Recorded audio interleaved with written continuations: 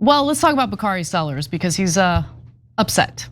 Political commentator Bakari Sellers got his knickers in a twist this weekend when DNC Vice Chair David Hogg appeared to call out the beloved and honorable Representative James Clyburn. Now, this comes as the Democratic National Committee officially opens the door to replacing Hogg as a vice chair. But look, before we get into any of that, let's focus on this whole Clyburn debacle.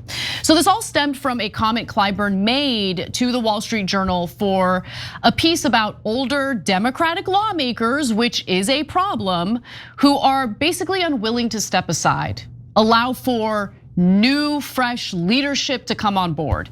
And despite being 84 years young, he seemed offended when asked if he thought about maybe it's a good time to retire. Okay, here's what he said in response to that. Nancy left her seat, Steny left his seat, I left my seat.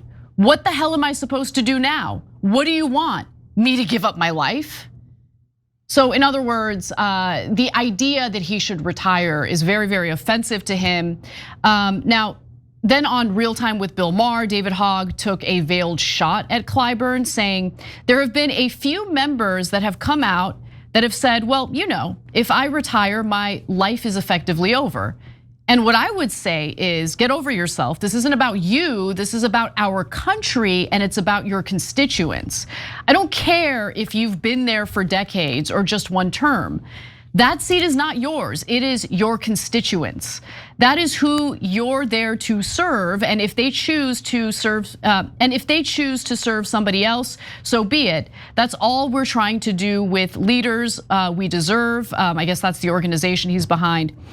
Give people the option to vote for somebody that isn't necessarily the same person that's been there forever. Now, Bakari Sellers was very offended by this. Okay, David Hogg, how dare you besmirch the good name of James Clyburn? He responds on X saying, I like David Hogg, don't know David, but the audacity to tell James Clyburn to get over himself is wild. No, I don't think it's wild at all. James Clyburn is a public servant. Yeah. So, okay, we asked this question on our website, tyt.com. Should we respect senior Democratic leaders like James Clyburn? Why do I ask that question? Because all my life, people like Bakari Sellers and literally everyone on TV said, okay, by the way, it's 100% no so far. So go vote if you can. And they said, no, senior African-American Democratic leader, bow. You must bow down. If you don't respect him, we're basically gonna imply that you're a racist and that you love Trump, okay? Now, who's James Clyburn in reality? He's the guy who helped kill Bernie Sanders' campaign in 2020 in South Carolina, and he pretended that black people love Joe Biden and that Joe Biden loves black people. Now, is that true? Was there polling to that effect? Not necessarily. And although, to be fair, Bernie did not do great in South Carolina in the 2 elections, partly because guys like James Clyburn would come out there and pretend that Bernie was somehow anti-black, which is preposterous. Bernie's campaign career has been far more in favor of African Americans, their rights, and in every respect, more so than Joe Biden and Hillary Clinton. But Clyburn's job was to lie on behalf of the establishment. They make it seem like he's some sort of legendary civil rights leader. He did nothing in civil rights. He's a lifelong politician. But most disastrously, when Republicans were redistricting South Carolina, he helped the Republicans and took a seat away from the Democrats. Well, why would he do that? Because he stuffed all the Democratic voters into his district, making it super safe. So he cost Democrats and African Americans a 2nd district in South Carolina because of his infinite greed for power. That's who James Clyburn is. So Bakari, what the hell am I supposed to respect? What do you want me to, and the reality is Bakari doesn't care about James Clyburn so much, although they get themselves to believe like, oh, our dear leaders, serve power, right? No, but basically what Bakari wants you to do is the next time somebody like James Clyburn comes out and says you must vote for the establishment, corporate, pro-donor person, you have to listen to him. Otherwise, you're a racist and you hate Democrats. When someone responded to Sellers by saying, not a big fan of David Hogg myself, but he isn't wrong, Sellers shot back and said, "I'm more turned off by the lack of respect, that's all." Listen, we as Americans, ordinary American voters, I get that David Hogg as vice chair of the DNC makes it a little bit different, but I've noticed that this same treatment that Hogg is getting has been extended to ordinary voting Americans.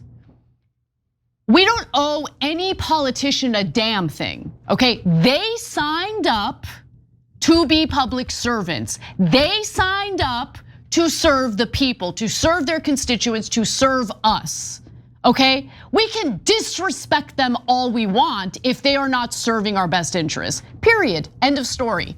Look, so Bakari Sellers, you want to be known as the guy who respects people in positions of power, go ahead and do it. But don't turn around and go after people who rightly criticize elected lawmakers for doing the wrong thing. That eventually actually does hurt the party you love so much. Yeah, no, I don't have to respect politicians. What a weird ask. You must respect politicians who, by the way, also do nothing for you. Why do I have to respect him? By the way, did Clyburn get us voting rights? No. Did he get us anything? Almost nothing.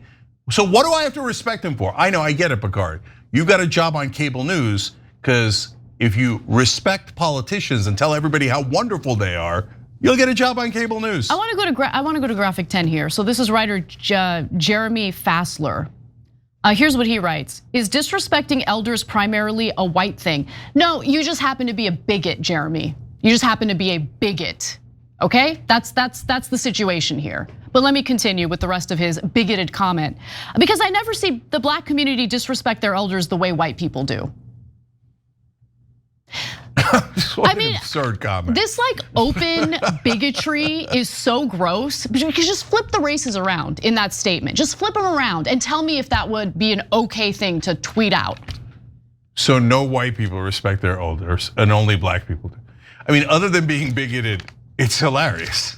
It's so stupid. But here's the serious part of it, which is that they're using identity as a shield for the powerful, right? So if it was a minority, Nina Turner, who was fighting against power, they tear her down. They don't care that she's a black woman. And in fact, if you say, well, she's a black woman, oh yeah, right, yeah, she's not a good favor of Democrats. They have a million excuses, right? But when it's someone who's protecting corporate donors, like, he's black, you're not allowed to criticize. I get it, it's a human shield. So that's what they do. All right, last thing on this. DNC has a new rule, or not a new rule, but they've decided to enforce a rule where they're saying, oh, we had a procedural hiccup in how we voted for the DNC vice chairs. And so we're gonna have to re-vote on David Hogg. They're just so transparent.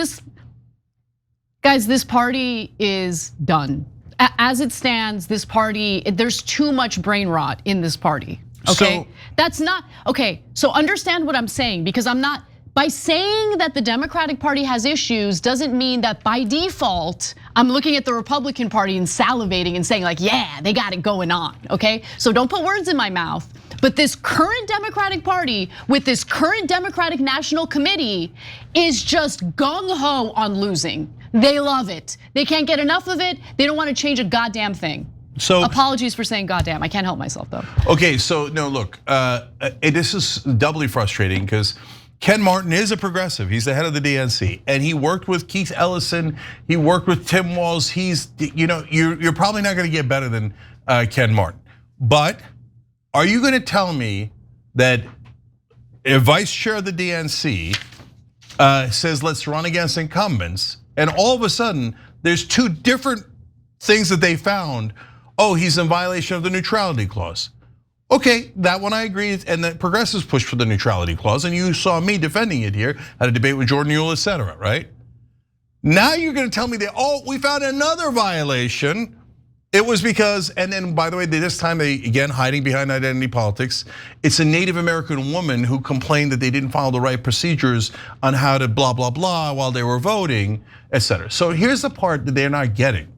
No one believes you Nope. So, and it's not because that person didn't actually do that complaint, and it's not because the neutrality clause doesn't exist or isn't a good idea. It's because the DNC has never found any procedural issues with anyone in the establishment, ever in my lifetime. There's never been, we got a procedural problem here, we got a jaywalking over there, and all of a sudden we found another violation. So when you're challenging incumbents or the establishment, all of a sudden everybody's finding thousands of violations, right? When the DNC was funneling money illegally into the state parties and then into Hillary Clinton and clearly picking sides, they couldn't find a procedural violation. Of course. Right? So it's not Ken Martin's fault. And by the way, they'll probably take him out next, right? That's my guess as to how, and they'll blame him for the David Hogg situation. That's my prediction, okay? And then they'll take him out and they'll put an establishment guy and they'll dump it on Ken Martin's lap, right? But hey, if you're at the DNC and you're part of the people voting on these procedural violations, understand that you're burning the brand to the ground. If you want to rescue the Democratic Party, you want to rescue the DNC, and you want your base and you want the grassroots to take you seriously, that you're rebuilding and you're actually going to serve the voters, then you have to act like it. And the minute that somebody says, I'm going to challenge incumbents, if all of a sudden you're like, violation of clause 13A1B, when you've never, ever done that to the establishment, yeah, people are going to be skeptical. And even if you were right, they're super skeptical, and you're not going to be able to win them back. So here you are, and then after all of this, and after they burn the brand to the ground, who will they blame? They'll blame us. Oh, the voters, they asked for too much. We already gave them the CHIPS Act, $54 billion in subsidies to corporations, and they're still complaining. A procedural violation. So, we don't say this because we don't like the Democratic Party. I don't like the Democratic Party. Okay, I say it because we need a Democratic Party to oppose the Republicans and Donald Trump and all of the tax cuts for the rich and everything that goes to the donor class. But when the Democratic Party then says, I totally agree with the Republicans. The donor class is awesome. I'm never going to challenge them. And if you dare challenge anyone in the establishment, in violation of clause 42A1BC that we just found. I couldn't find it when Debbie Wasserman Schultz was in charge. Couldn't find it, but I found it today. Okay, so we tried to warn you, but I mean, good luck getting everybody excited about the DNC after these kind of shenanigans. Every time you ring the bell below, an angel gets his wings. Totally not true, but it does keep you updated on our live shows.